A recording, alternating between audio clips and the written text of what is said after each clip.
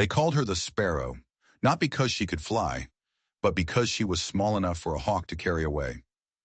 Dry Creek, New Mexico, was a hard place for a woman alone. For a woman who barely stood 4'6", it was a death sentence. The year was 1878. The dust never settled, and neither did the whispers. Clara Wynne pushed open the door to the general store, and the low hum of conversation died like a fire in the rain. Every eye in the place landed on her. She was a ghost in a town that didn't believe in them, a puzzle nobody cared to solve. On her back she carried a bundle tied with twine, a short-handled hoe, a roll of canvas, and a small sack of corn seed.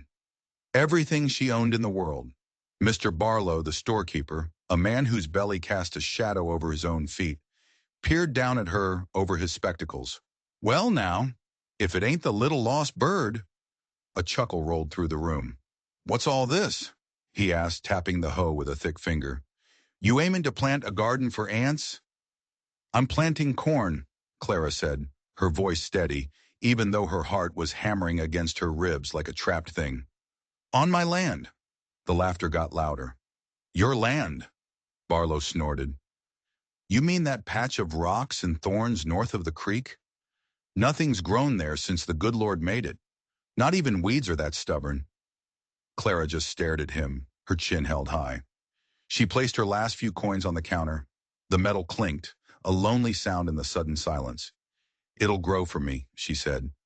She took her supplies and turned to leave, the laughter a physical force at her back.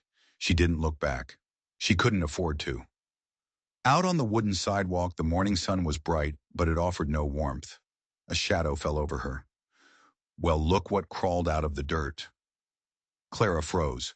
She knew that voice. It was a poison she'd been trying to get out of her system for years. Thomas Keene.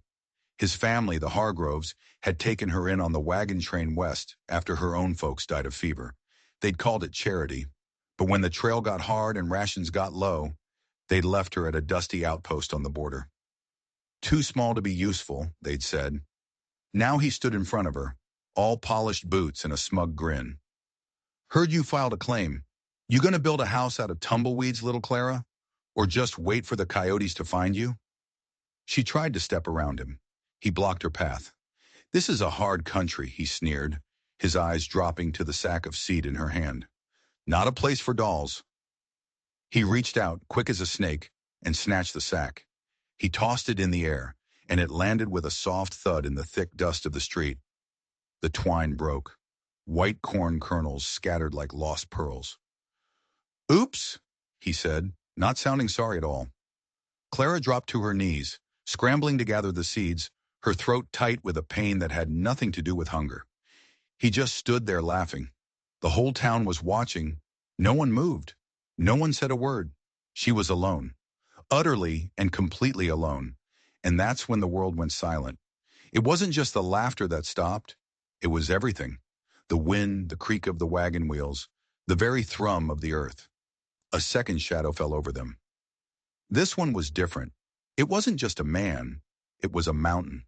Tall, silent, with shoulders as broad as an axe handle.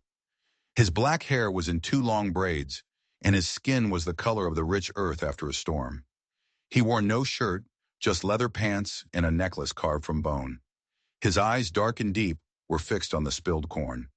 He was Comanche, and in Dry Creek, that was a dangerous thing to be. Thomas Keene went pale. The laughter died in his throat. The tall man didn't say a word. He simply walked past Keene, knelt in the dust beside Clara, and began to help her. His large calloused hands moved with a strange gentleness, scooping the kernels back into the torn sack as if they were flakes of gold. When he was done, he stood up, towering over them all. He handed the sack to Clara. Her fingers brushed against his. His skin was warm, solid. Then he turned his gaze on Thomas Keene. His voice, when it came, was low and smooth, like stones rolling in a deep river. "The earth does not care how small the hands are that tend it." Keene took a step back, his bravado gone, replaced by a primal fear. The stranger looked back at Clara. He reached into a pouch at his belt and pulled something out. He knelt again and placed it gently in the dust beside her spilled seed. It was a single perfect eagle feather, its base wrapped in a thin strip of red leather. Then without another word, he turned and walked away, his footsteps making no sound on the gravel road.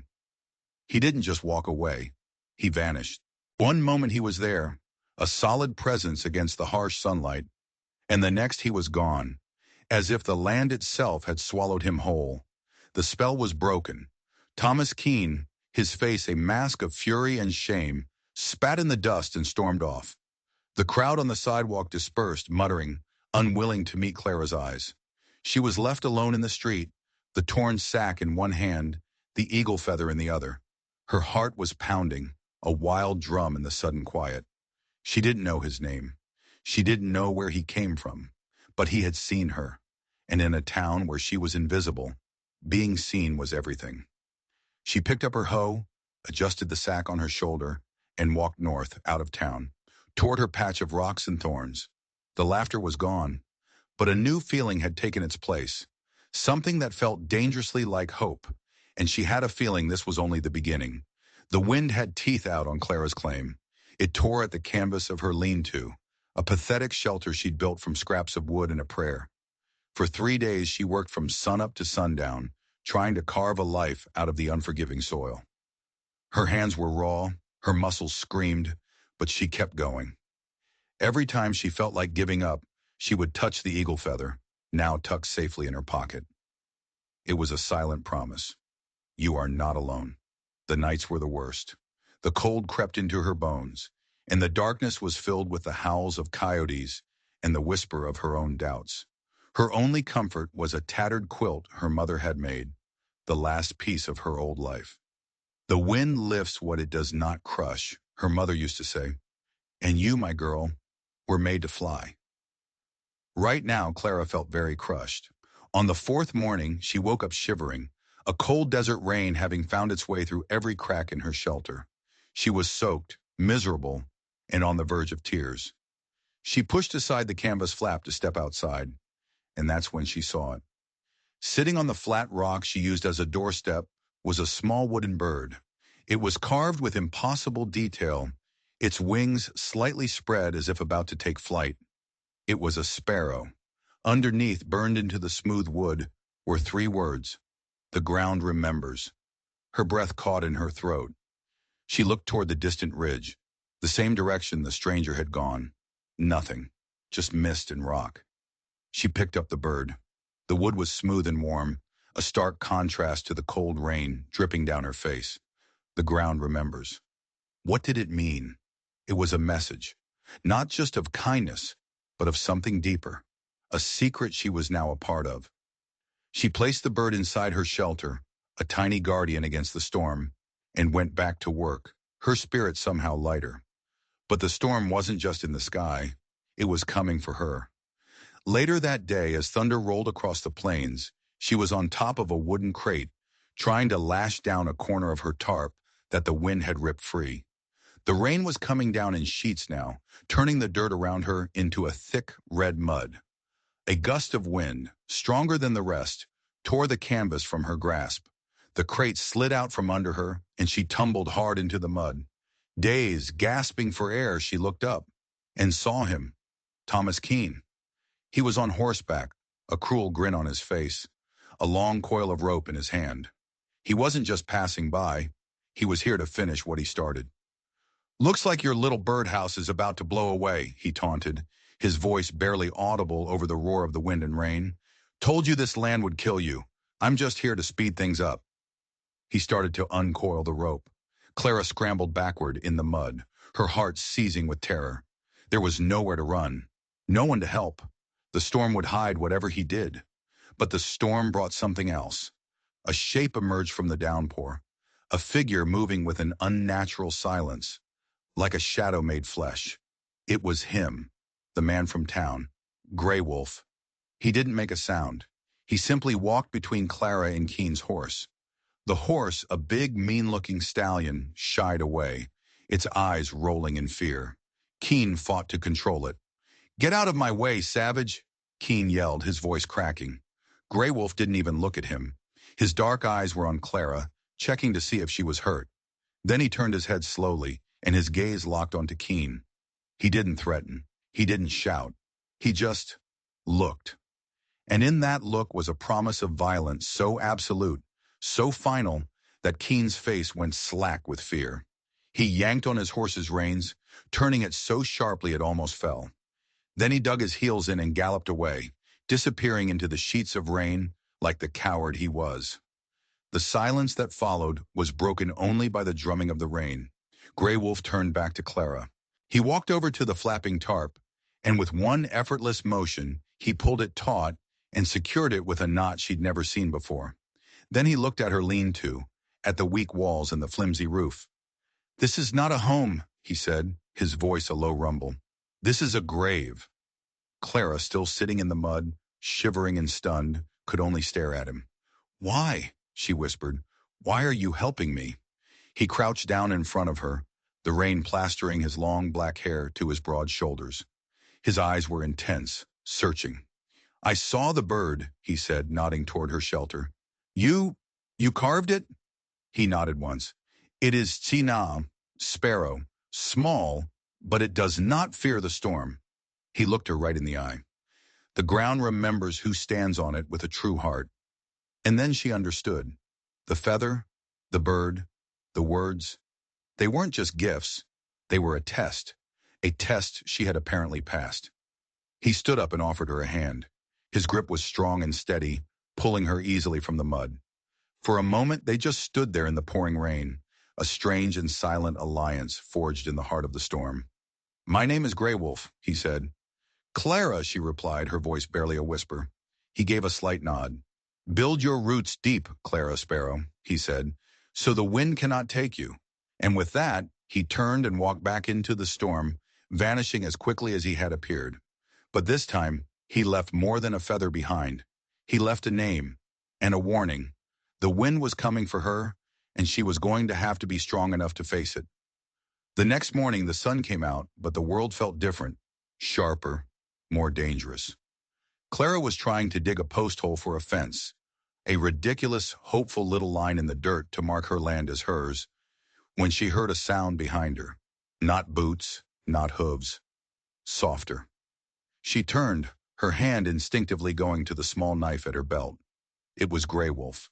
He was carrying a bundle of trimmed pine logs over one shoulder, as if they were kindling.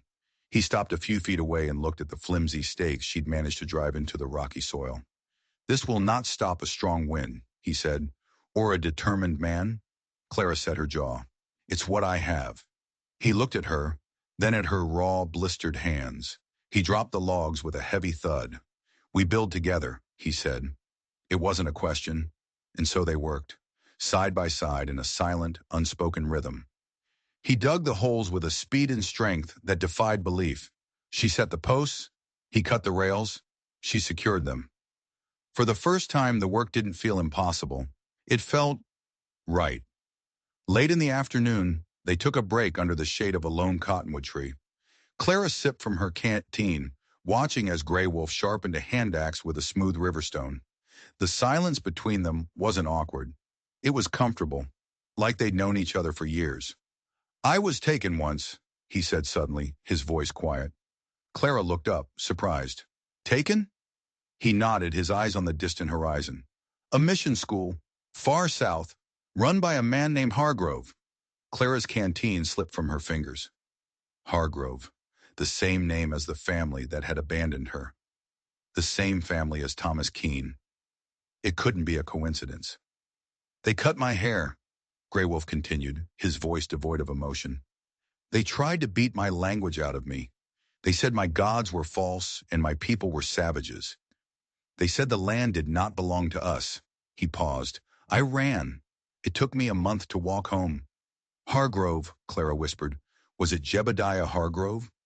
Grey Wolf's hands stilled. He looked at her, his dark eyes narrowing. "You know this name?" They were the family on the wagon train," she said, her voice trembling. "They left me." A new, dangerous understanding passed between them. This wasn't just a random act of cruelty from Thomas Keene. This was something older, something deeper. The Hargrove family hadn't just abandoned her. They had a history of trying to erase people who didn't fit into their world. Grey Wolf stood up and walked to a leather pack he'd left by the tree. He returned and knelt in front of her. He held out a pair of soft deerskin gloves, stitched with incredible skill. "Wood has splinters," he said, his voice low. "So do men like Hargrove. Protect your hands." She took the gloves, her fingers trembling. They were the first real gift she'd ever been given. "Thank you." He simply nodded. "This fence is not enough. Keen will come back. With others, you need walls. Real walls." Her blood ran cold. "What do you mean?" "The lean-to will not survive the winter," he said, his gaze sweeping over her pathetic shelter. "I will build you a cabin, a place of stone and wood, a place they cannot tear down." Clara was stunned. "Build me a house?" "Yes." The offer was overwhelming, terrifying, and wonderful all at once. But she saw the truth in his eyes. He wasn't just offering to build a shelter. He was offering to build a fortress, because he knew the war that was coming. "But why?" she asked. "Why would you do all this for me?" He looked at her, and for the first time, she saw something flicker in the depths of his dark eyes, something beyond duty or pity. "Because the Hargroves took something from me," he said, his voice a low growl, "and they took something from you. Now their land touches yours." He gestured to the east. "And they want it all." And there it was, the first piece of the puzzle. It wasn't just about her being small. It wasn't just about Grey Wolf being Comanche. It was about the land. "What's on this land?" she asked. Grey Wolf looked down at the ground beneath their feet, a strange expression on his face. "Roots," he said, "and bones." He stood up, his decision made. "I will come back at sunrise with tools. We start tomorrow." He turned and walked back toward the ridge, leaving Clara with a pair of deerskin gloves and a chilling realization. She hadn't just claimed a patch of worthless rock. She had stumbled into the middle of a war that had started long before she was born, and her tiny plot of land was the new battleground. True to his word, Grey Wolf returned at dawn, and so began the building of the cabin. He worked with a silent, focused intensity that was both awe-inspiring and terrifying. He moved massive pine logs as if they were twigs, his muscles cording under his sun-darkened skin. He showed her how to notch the logs so they fit together perfectly, without a single nail. "Wood holds its own strength," he explained, his hands moving with the certainty of a master craftsman. "Metal makes it weak. It must be allowed to breathe." Clara worked alongside him, her small frame straining with the effort. She dragged timber, mixed mud and straw for chinking, and learned to use a saw with a surprising efficiency. Her body ached in ways she never thought possible, but her spirit soared. With every log they set, she felt stronger, more real. One afternoon, as they were setting the main beam above the doorway, Grey Wolf took out his knife. Clara watched, intrigued, as he began to carve into the wood. Slowly, a familiar shape emerged. A sparrow, its wings tucked, its head tilted as if listening. "So the house will know who it protects," he said, without looking up. A lump formed in Clara's throat. It was the most beautiful thing she had ever seen, but their peace was short-lived. One day while they were working on the roof, they found something. Tucked deep into a crevice between two large rocks that formed the foundation of the back wall was a small, rotting leather pouch. "What is it?" Clara asked, her heart pounding. Grey Wolf gently worked it free.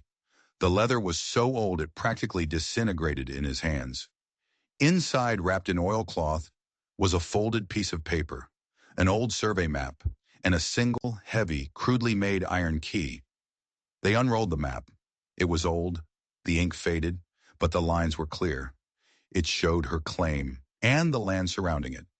But there was something else, a small, hand-drawn symbol right in the center of her property, the symbol of a spring, an underground spring. "There's no spring here," Clara said, confused. "The creek is half a mile away." Grey Wolf ran his thumb over the symbol. "There is," he said, his voice grim. "Deep. The old ones knew of it. They said it never runs dry." Suddenly, it all made a horrifying kind of sense. Dry Creek wasn't just a name. It was a reality. Water was more precious than gold in this part of the country, and her worthless patch of rock sat on top of the only reliable water source for miles. The Hargroves didn't just want her land. They wanted to control the lifeblood of the entire valley. And then Grey Wolf picked up the key. He stared at it, a flicker of recognition in his eyes. "I have seen this before," he whispered. "Long ago." He looked at the map again, then at the ridge behind the cabin. "There is a place, an old mission outpost, abandoned for years. This key—" He didn't need to finish. They both knew.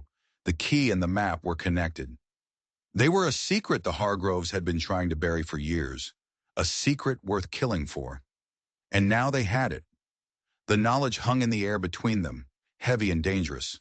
They had uncovered the why. And they both knew the what was coming next. It came the following morning. Nailed to the frame of the cabin door was a piece of burlap. Scrawled on it in crude charcoal were the words, "No Injun lover drinks Hargrave water." Clara tore it down, her hands shaking with rage. Grey Wolf took it from her without a word. He walked to their small fire pit and dropped it into the flames. They watched it burn, the smoke curling up into the clear blue sky. "They know," Clara whispered.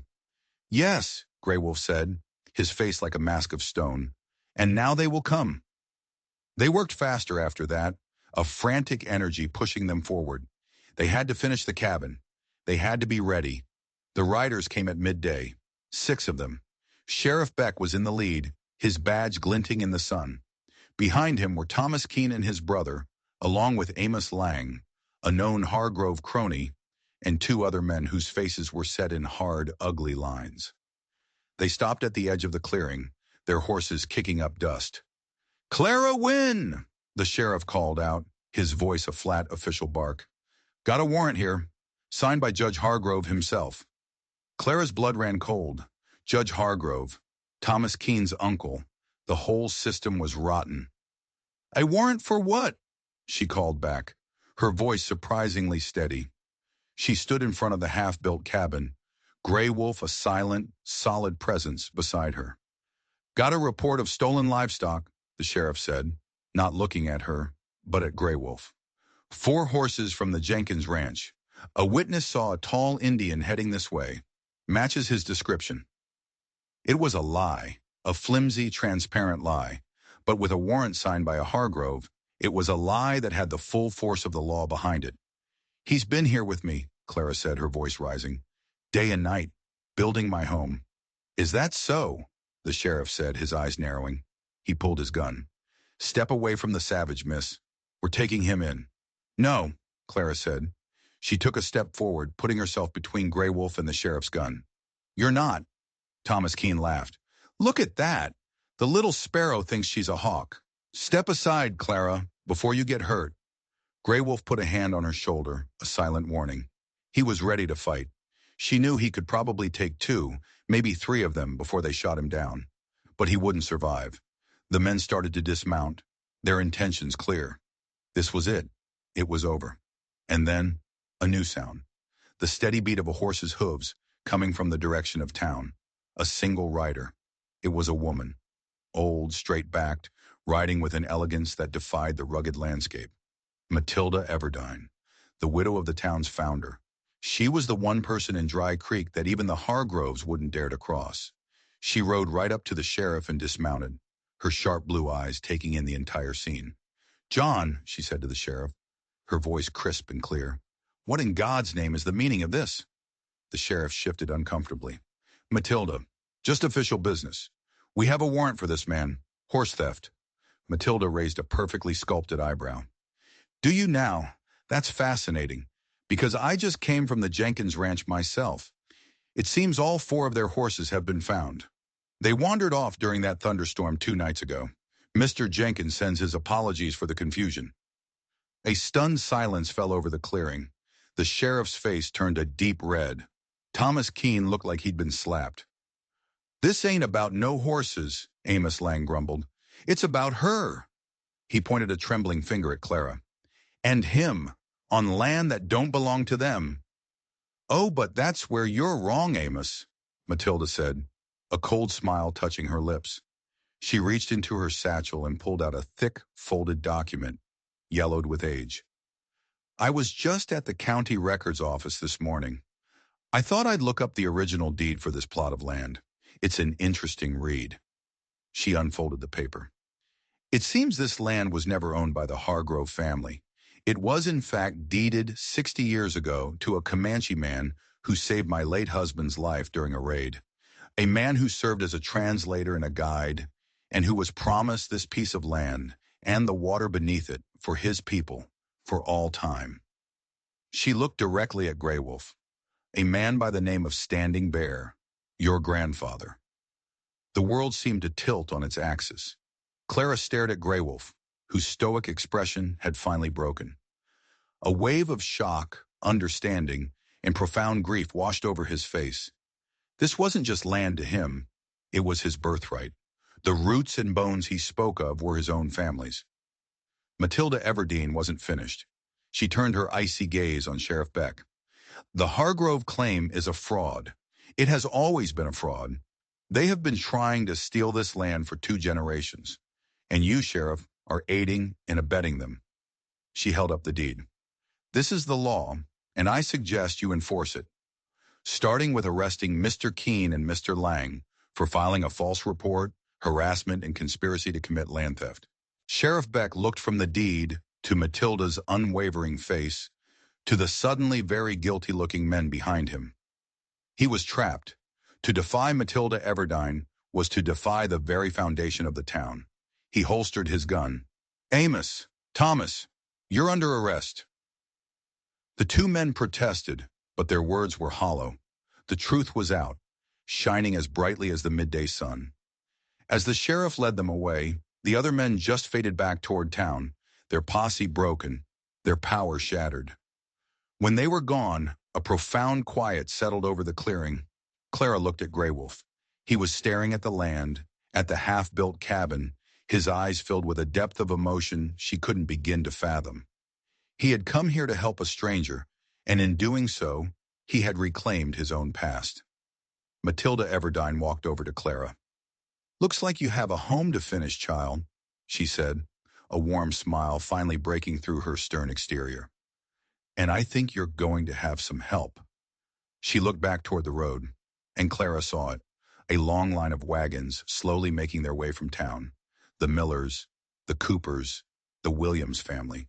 Dozens of them. They weren't coming with threats. They were coming with tools, with food, with lumber. They were coming to build. Tears streamed down Clara's face. She had come to this place with nothing, expecting nothing. She had been ready to fight the world alone, but she wasn't alone anymore. The ground remembered, and so did the people. It was a barn raising, but for a home, and for a heart. The people of Dry Creek descended on the small clearing like a wave of redemption. They came with hammers and saws, with pots of stew and fresh-baked bread, with quilts and chairs and sacks of coffee. They came to undo the ugliness that had taken root in their town, to replace the silence of their fear with the ringing of hammers and the warmth of community. Clara moved through it all in a daze. Men who had snickered at her in the general store were now asking her where she wanted the windows placed. Women who had whispered behind her back were now pressing jars of preserves into her hands. It was overwhelming. It was beautiful. And at the center of it all was Grey Wolf. He worked with the others, his silence no longer a source of suspicion, but of respect. He moved with a quiet authority, his knowledge of the wood and the land undeniable. He was no longer the outsider. He was the master of his own home, and the people of Dry Creek were his honored guests. They were not just building a cabin, they were building a bridge. By late afternoon, it was done. A real home stood in the clearing, solid and strong, the pine logs glowing in the setting sun. The sparrow Grey Wolf had carved seemed to watch over it all. As the last of the wagons began to pull away, leaving behind a finished home and a pantry full of food, Grey Wolf approached Clara. The sun was dipping below the horizon, painting the sky in shades of orange and purple. He held something in his hand. He uncurled his fingers, revealing a silver bracelet, simple and elegant. Set into it was a single, beautiful piece of turquoise, the color of a summer sky. Etched into the silver were tiny symbols, a cloud, the wind, and a single bird in flight. This was my wife's, he said, his voice low and thick with emotion. She wore it on our wedding day. Clara's breath caught. Grey Wolf, I can't. It does not belong to the past anymore, he said, his dark eyes searching hers. She did not die of a fever, Clara. She was killed, years ago, by men working for the Hargroves, trying to drive my people from this land, from this spring. The revelation hit her like a physical blow. His fight was so much deeper, his loss so much greater than she had ever imagined. They took everything from me, he continued, his voice raw. My home, my family, my future. I thought it was all gone, buried, and then you came. You stood on this ground, and you would not be moved. You fought for it, not knowing it was already yours by right of your heart. You woke up the spirit of this place, Clara Sparrow. He gently took her wrist and slipped the bracelet on. It fit perfectly. This is not a gift, he said. It is a choice, a beginning. I must go to my people. I must show them the deed Matilda found. I must tell them that the ground has been returned to us. I will be gone for 7 days. If when I return you are still wearing this bracelet, it will mean your heart has chosen to stay here, with me. He looked at her, his soul bare in his eyes. He wasn't just offering her a home. He was offering her his home, his life, his heart. Clara looked down at the turquoise on her wrist, then up at his strong, weathered face. She had spent her whole life feeling too small, too weak, invisible. This man, this giant of a man, saw her as his equal, as a warrior.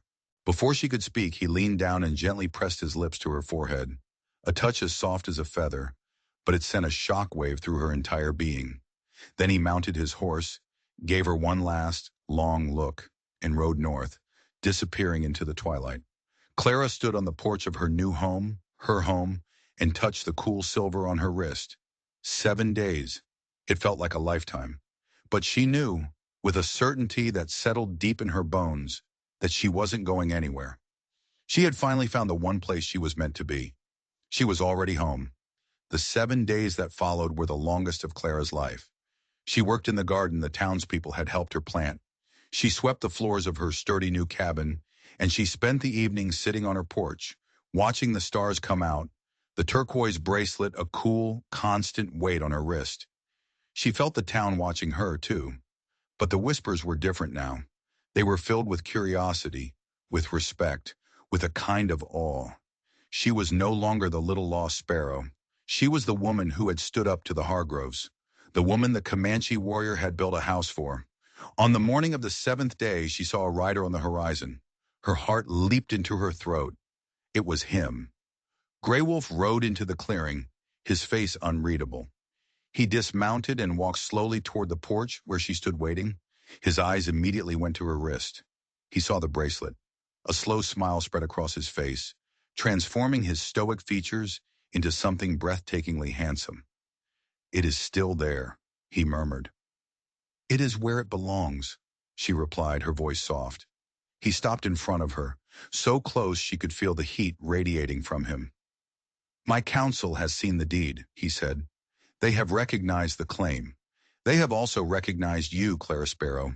They have named you woman who stands her ground. They have offered you their protection as one of their own. Tears welled in her eyes. To be given a name by his people. It was an honor she could never have dreamed of. There is more, he said, his voice dropping lower.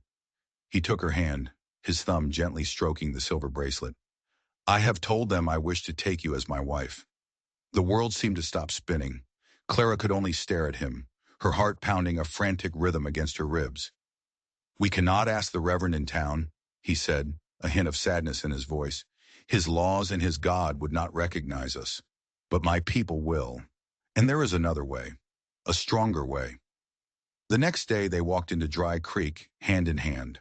A few people still stared, but most just nodded, a quiet acknowledgement of the new reality. They didn't go to the church. They went to the home of Matilda Everdeen. The old woman was waiting for them. She had set up her parlor with wildflowers, and she held a small leather-bound book in her hands.